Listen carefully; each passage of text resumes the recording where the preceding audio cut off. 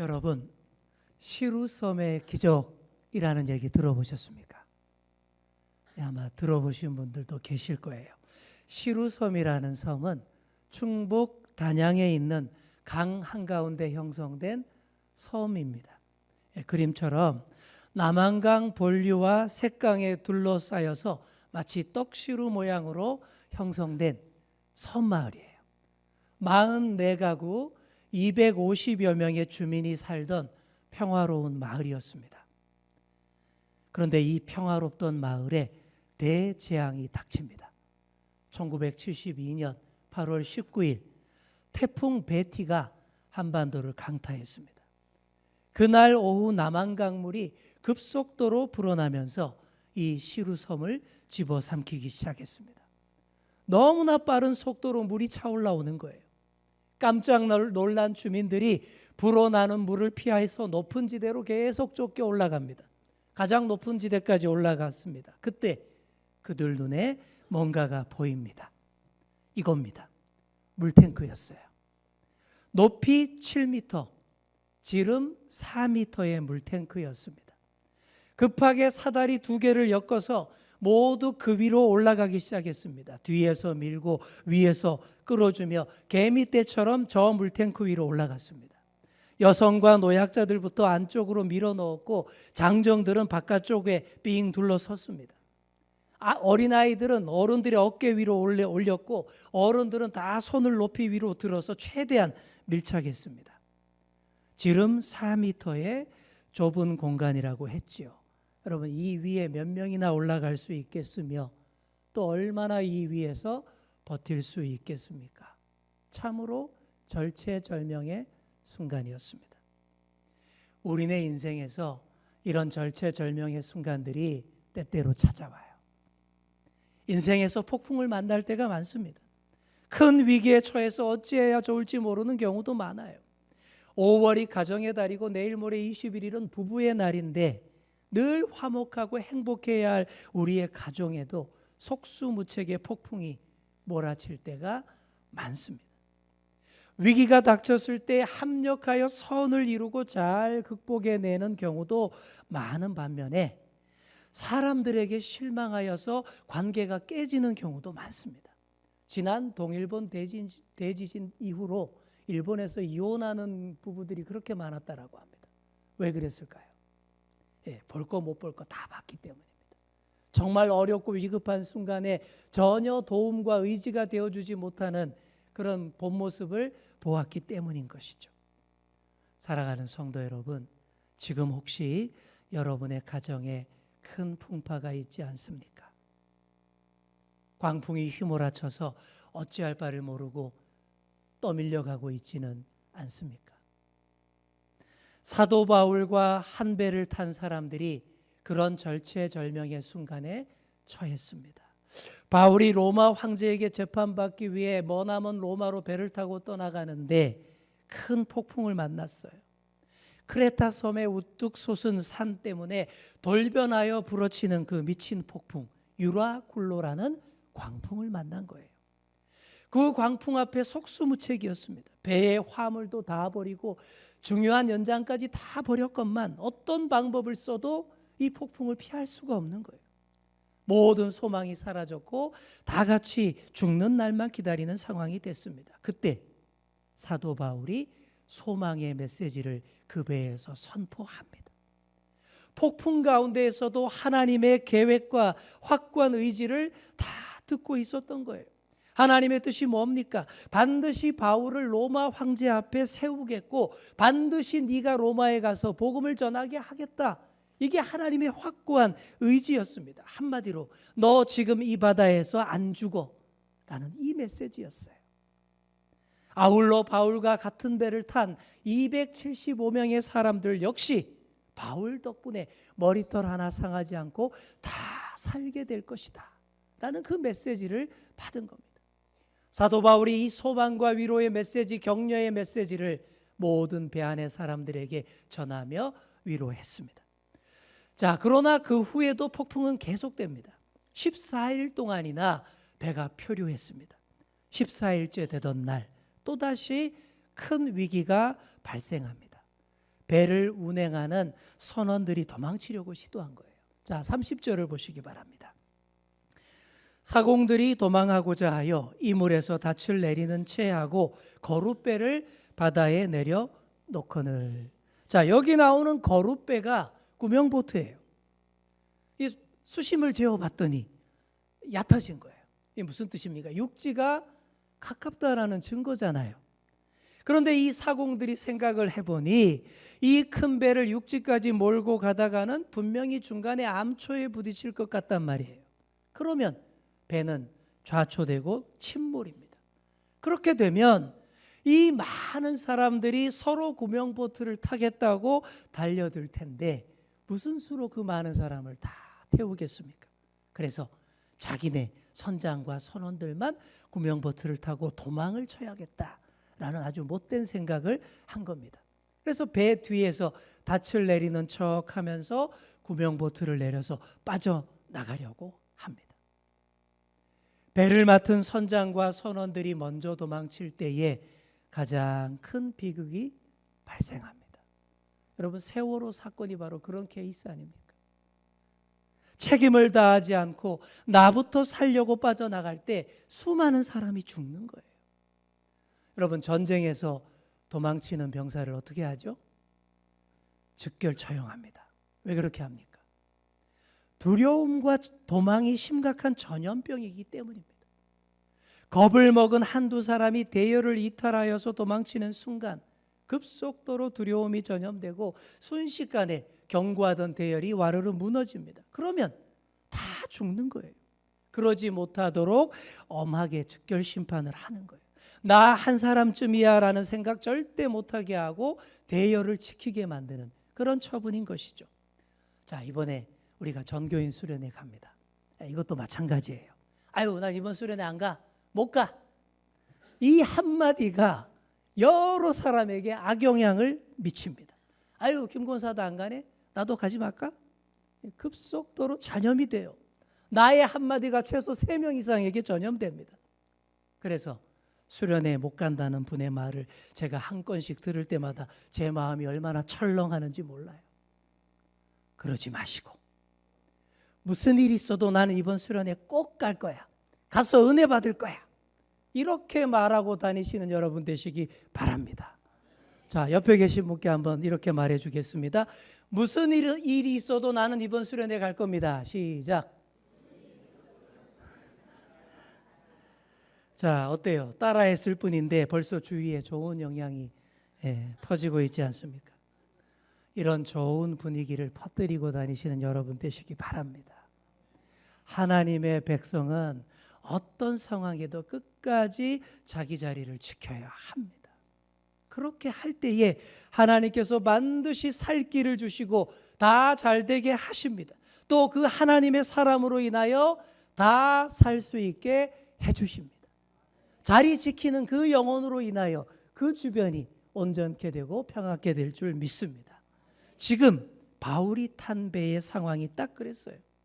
바울이 자기 자리를 딱 지키고 버티고 섰어요. 그리고 선원들도 도망 못 가게 합니다. 선원들이 도망가려는 상황을 백부장에게 알려서 아유, 쟤네들 도망치면 우리 다 죽습니다. 단단히 주의를 줍니다. 그랬더니 로마 병사들이 구명보트를 맨 줄을 끊어버립니다. 유일한 구명보트를 바다에 그냥 버린 거예요. 이제 정말 다 같이 한 배를 탄 운명 공동체가 됐습니다.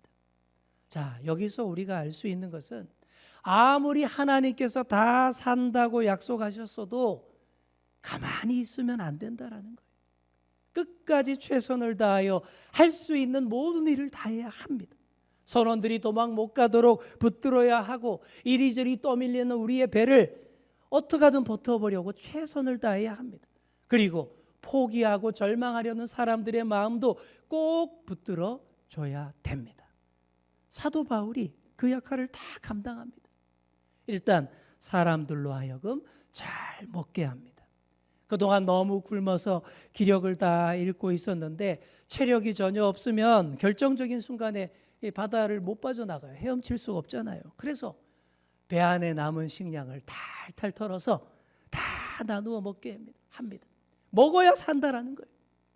성찬식을 베풀듯이 하나님께 축사하고 감사드리고 떡을 떼어서 다 나누어 주어 먹게 합니다. 이게 또 큰 위로가 된 거예요. 여러분, 사람이 먹는다라는 게 무슨 뜻입니까? 살 의지가 있다라는 뜻 아닙니까?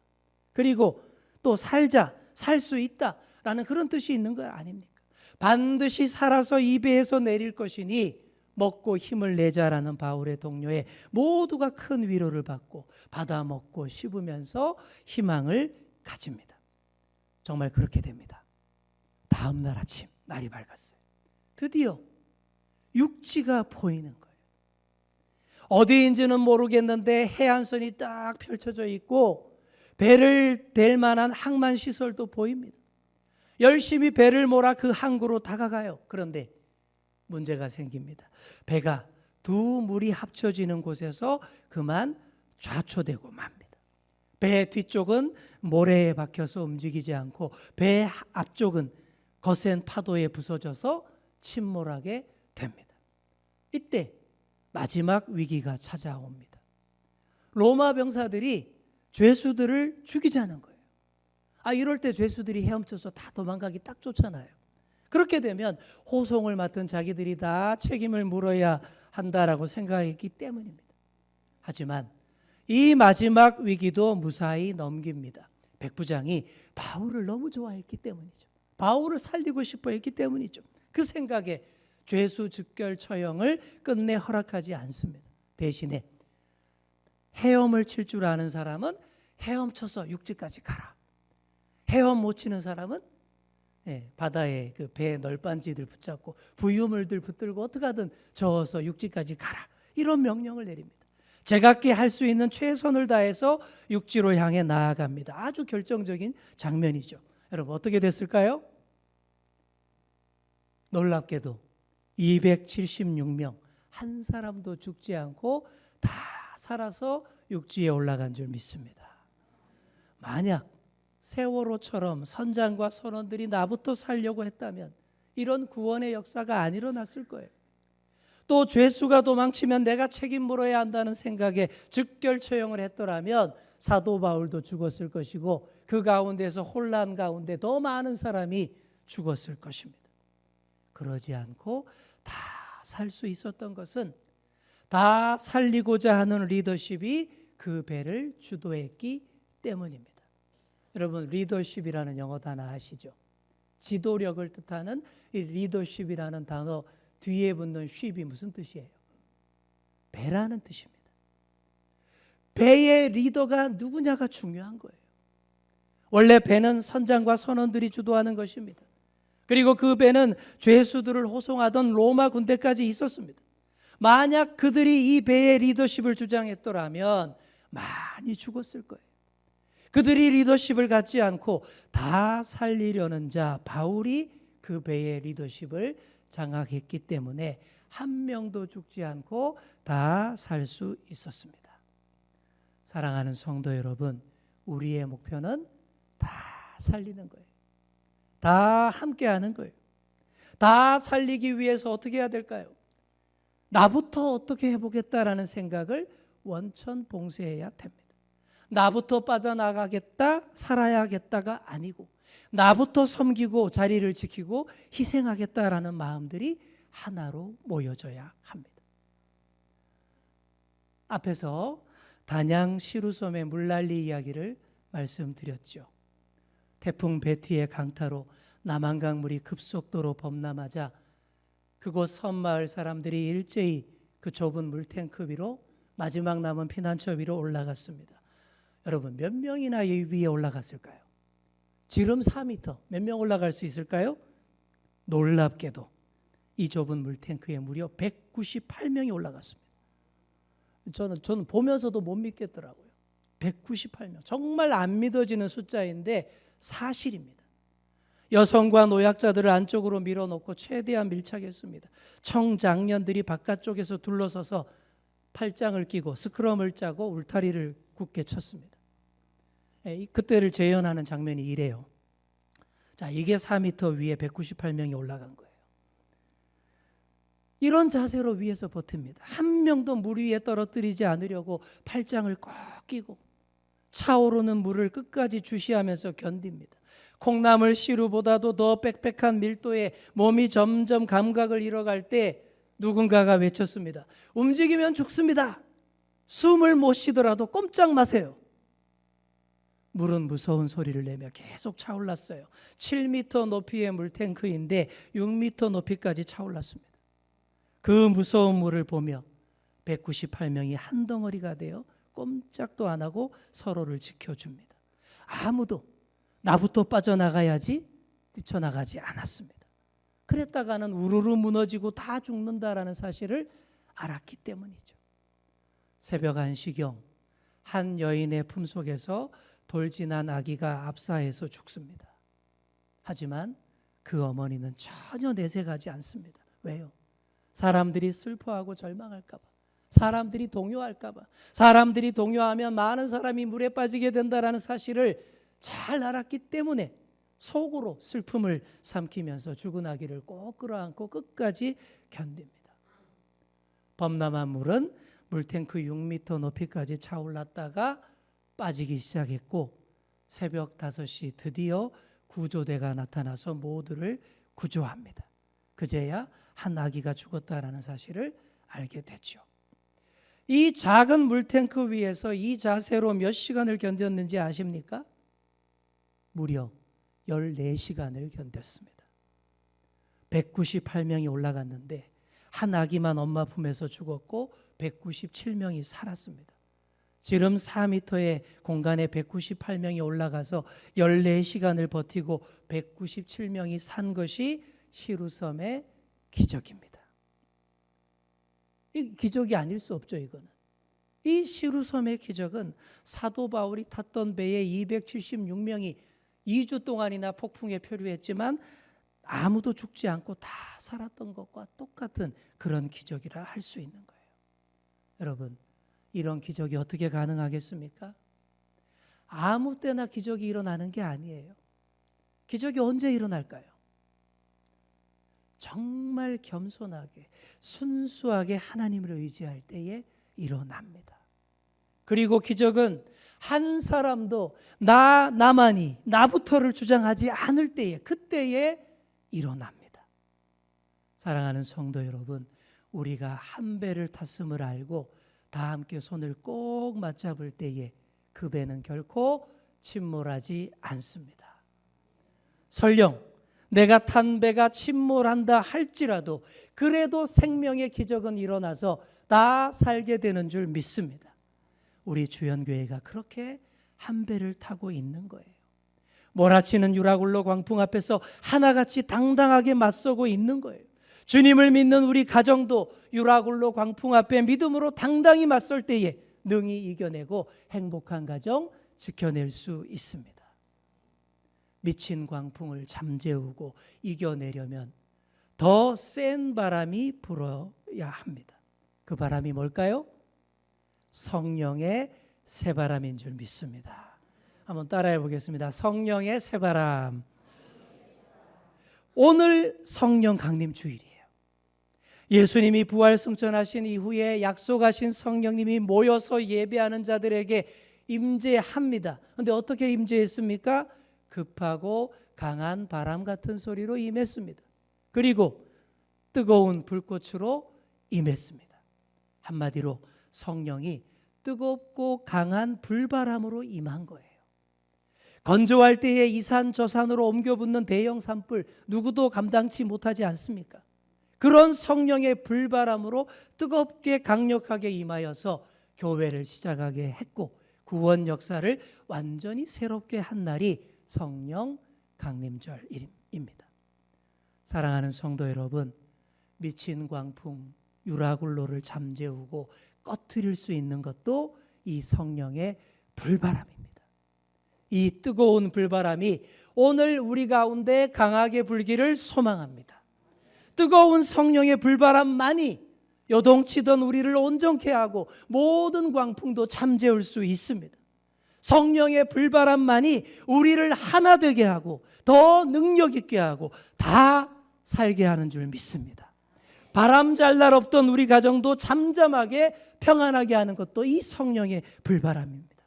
이 불바람이 우리 가운데 강하게 불기를 간절히 축복합니다. 우리 마지막으로 옆에 계신 분께 이렇게 말해 주겠습니다. 성령의 불바람을 세차게 맞읍시다. 아멘. 성령의 불바람이 우리 가운데 불게 하기 위해서 이번에 종교인 수련회를 가는 거예요.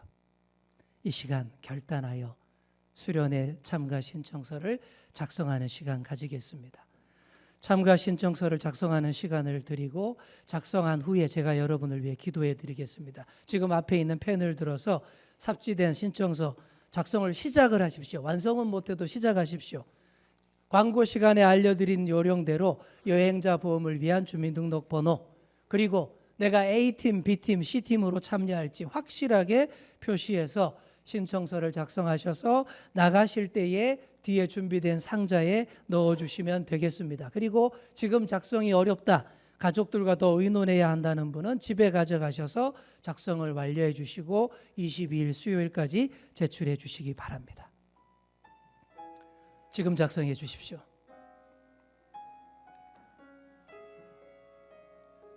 우리 주연교회가 늘 평안하고 잔잔한 바다를 항해하는 것 같아 늘 감사하지만 가끔은 새로운 도전을 하고 다 함께 힘을 모아 참여할 때에 새 일이 나타나고 능력이 나타납니다. 바다도 늘 잠잠하기만 하면 안 됩니다. 가끔씩 태풍이 불어주어야 완전히 새롭게 뒤집어지고 깨끗해지고 어획량도 많아지는 법입니다. 그래서 유라굴로 태풍이 가끔씩 불어닥치지만 그것을 이기는 성령의 불바람이 또 우리 가운데 불어쳐야 합니다. 이번 수련회가 그런 행사입니다. 성령의 바람으로 뒤집어주고 흔들어 주어서 주님 앞에서 회복되고 새로워질 기회입니다. 온 교우들이 함께 밤을 보내며 하나 되고 부흥의 새바람을 꿈꿀 절호의 기회입니다. 주님과 교회를 사랑하는 마음으로 또 신앙의 형제 자매와 하루를 함께 한다는 마음으로 다 함께 동참해 주시기를 간곡히 부탁드립니다. 다 완료하신 분은 예배 후에 나가실 때에 제출해 주시면 되겠고요.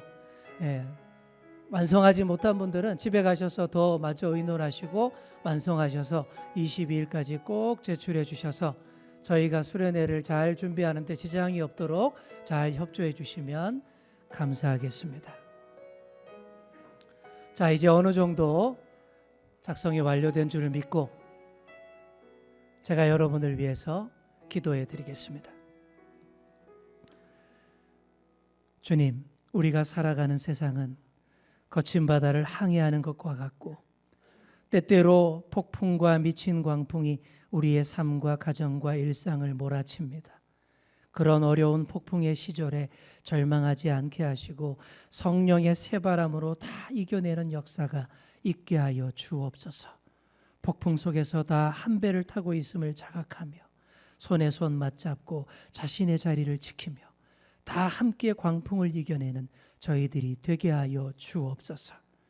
이번 전교인 수련회가 그렇게 손에 손 맞잡고 하나 되고 회복되고 치유되어 한 배를 탄 우리 모두임을 확인하는 복된 수련회가 되게 하여 주옵소서. 우리 모두의 마음을 움직이고 감동하시어 다 같이 이 수련회에 동참할 수 있도록 꼭 인도하여 주옵소서. 감사드리며 예수님의 이름으로 기도드립니다. 아멘.